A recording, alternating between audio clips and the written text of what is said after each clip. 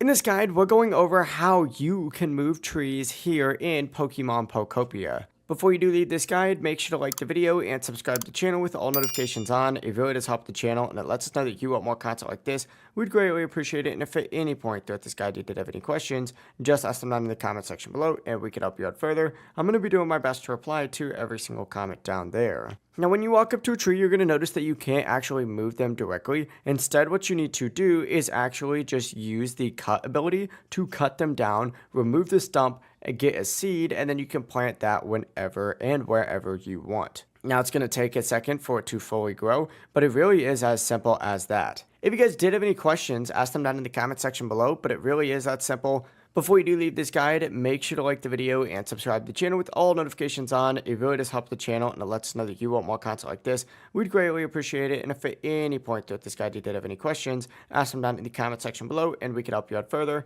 Have a great rest of your day though. Peace.